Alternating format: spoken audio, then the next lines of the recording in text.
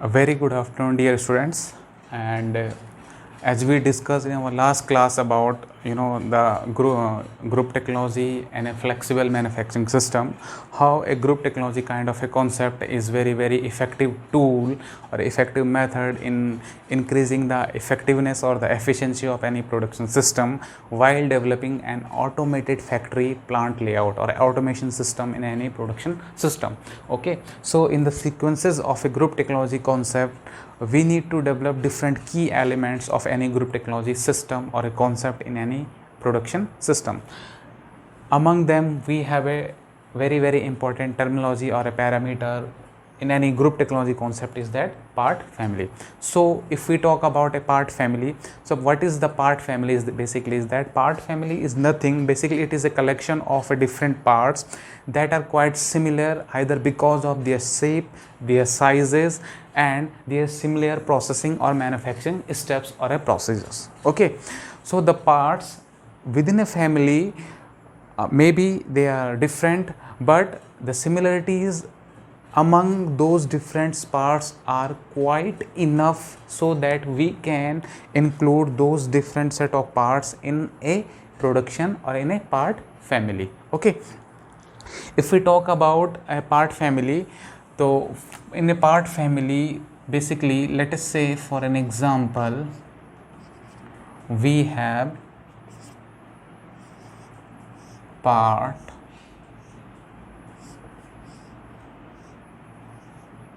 A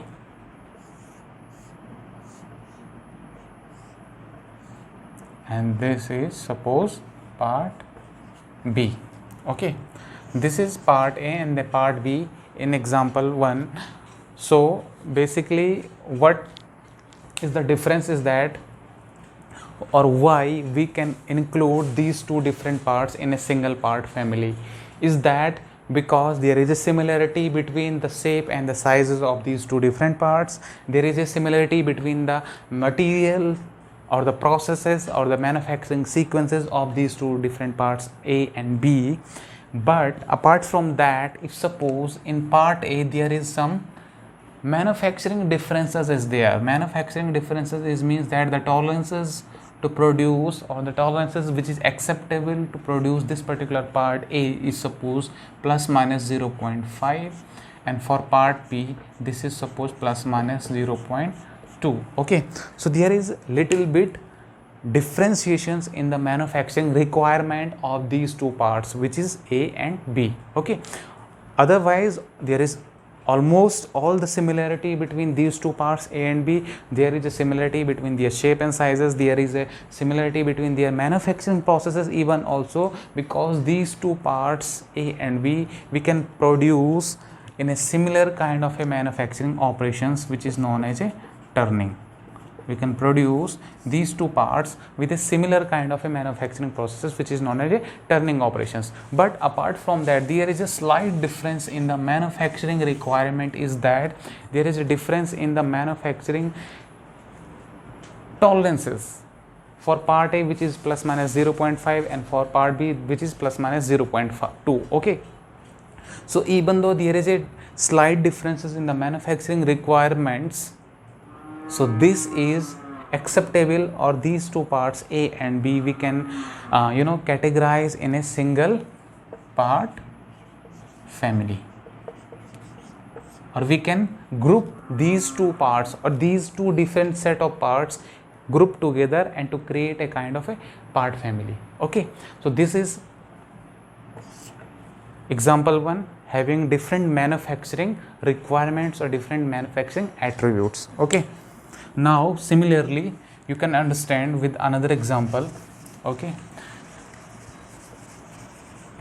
suppose example 2. Okay, now for example 2 you can see that this is part A, this is part B, this is part C,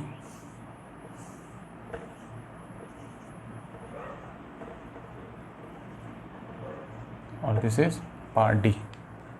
Okay, let us say for another example to how to create a how to group different set of parts in a same category of a part family. Now say suppose this is a part A, this is a part B, this is part C, and this is part D. Okay, you can see is here clearly in all these four parts. Again, we have quite similarities are available, so by which we can conclude these four different parts into a similar or a single part family. But apart from, you can see is that we have slight differences in the design parameters or in the design configuration of these four parts. Is that we have part A having less size, part B is quite bigger than part A, part C having a hole at the center of its length, part D having a hole at its both end. Okay, so there is a slight differences between these four parts, even though because there is a quite similarity between these four parts, so that we can conclude these four parts under a same kind of a part family. Okay, so there is a design configurations, there is a different design configurations are available, but we can produce these four different parts using a same kind of a manufacturing operations or a process, so that we can include these four different parts or these types of a parts into a part family. So again, my dear students, it's very important again in any plant or in any factory or in any production system, is that while developing a kind of a group technology concept, we need to very careful about the identification of parts. That's why in first lecture I talk about the identification of a parts and then creating a part families for group technology concept, which is very a critical task in any plant or a production systems. We have to focus on these factors very carefully. So in the sequel of developing or creating part families for our production system, so that we can implement a group technology concept in our manufacturing system, we have three set of procedures are available. Okay, so what are they? We are going to discuss about it. We are going to discuss here. The first one is visual inspection. The first one is visual inspection. The second one is part coding and classification. Third one is that visual inspection, part coding and classification, and third one is that your PFA. PFA means that your production flow analysis. Okay, so these three are the set of kind of procedures by which we can create part families, or we can group different number of part, different types of part, different set of part in part families, and we can create a group technology concept in our production system. So first one is that visual inspection. So if we talk about visual inspection in any production system, so again, my dear students, it's very kind of a time taking process. It's very lengthy process, so it required a lot of time, and it will require a lot of time, because to identify visually or manually by manual procedure in any plant different types of parts, their different design configurations, how they are different in their different types of materials, how they are different in their different manufacturing sequences, or so how different machines are involved in manufacturing of those different types of component or parts.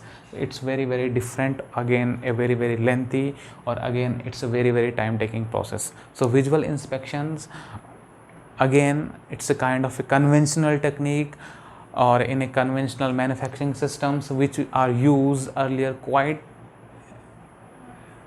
more times, but as the technology, the advancement in technology is there. Now we are talking about the automation and flexible manufacturing system, the automated machines, the automated material handling system, automated material storage system.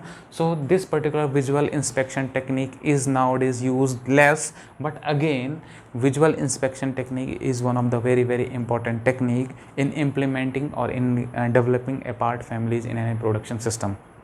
Okay. Second one is your part coding and classifications. If we talk about part coding and part classifications, is that means that in any plant we need to find out how much type of a component and how much number of components are manufactured. Suppose A, B, C, D. These 4 types of components are manufactured in our plant, and we need to code them. We need to give a specialization, we need to standardize them, we need to give a particular classification so that in future we can classify easily. Okay, so part coding and classifications we need to do.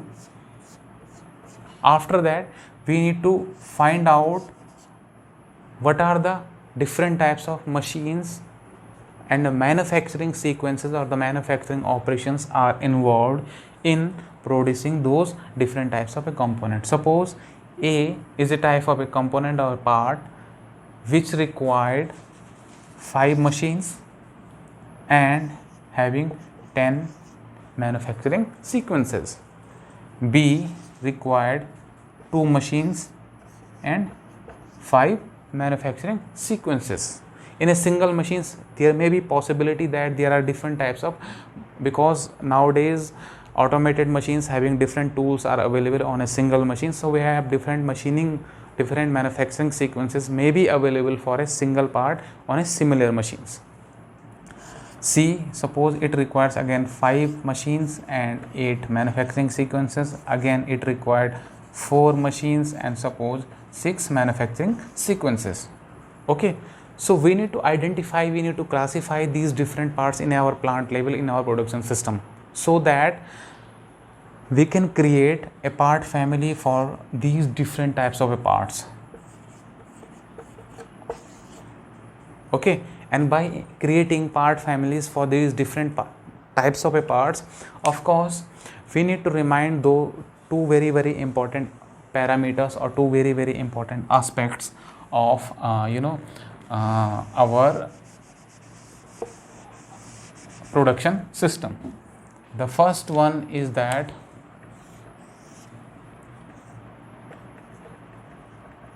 design attribute, and second one is that manufacturing attributes. Okay, so let us say what is design attributes and what is manufacturing attributes. Okay, so while classifying parts, while doing the part coding and part classification in any plant system or in any factory system, we need to match different set of parts to its different set of manufacturing sequences or the operations, so that what is the advantages of these design attributes or these manufacturing attributes in a production system is that, suppose let us say for an example we have a part A having a size of 10 of 5 for example, okay, which is now manufactured in that particular plant or a factory system in that particular manufacturing operations. Okay, now after some time similar kind of a part having a size of 20 up to 10 is needed. Okay, so means that we need to code our part, our component in that particular production system, in that particular manufacturing system in such a way that in any changes in that part or in component, in their design, in their material, in their manufacturing, so our system can adopt very easily in within a very less time. Okay, so means that again what I'm trying to say is that for this particular part which is A having a size of 10 to 5, if we are going to suppose produce a new part B having a size of 20 to 10, so we don't need to change our tool or our machine quite large level. Okay, it means that the changeover time of the machine or the tool should be reduced. That are the key advantages of any group technology or any part family system in our factory system or in our manufacturing system. Okay, so design attributes and manufacturing attributes means that the part having a design and their manufacturing processes. The design configuration should be classified and coded, and the manufacturing processes should be classified and coded, and there should be a correlation. There should be a correlation between the design of that particular part or their different families of a part in a single part family or their manufacturing sequences. They should be correlated so that in any changes in the design configuration or in the manufacturing configurations in future can be easily adoptable or easily acceptable by our plant or our manufacturing system. That is the only advantages of design attribution and the analysis of manufacturing attributes in our production system or in our plant system. So that's how all the part coding and classification is depend in any factory layout or in any production system in developing your part families or group technology. Okay, the third one is your PFA, production flow analysis. Production flow analysis is one of the very important and one of the very key steps in developing group technology or a part family concept in our production system. So we will discuss this particular topic in our next lecture. Till then, you have to understand about the group technology concept and the part family concept, how to identify the parts, the identification of part in any production system. So if you have any doubt regarding this particular topic, you can ask me anytime. Okay, so we will discuss this particular production flow analysis or PFA analysis in our next lecture. Okay, thank you.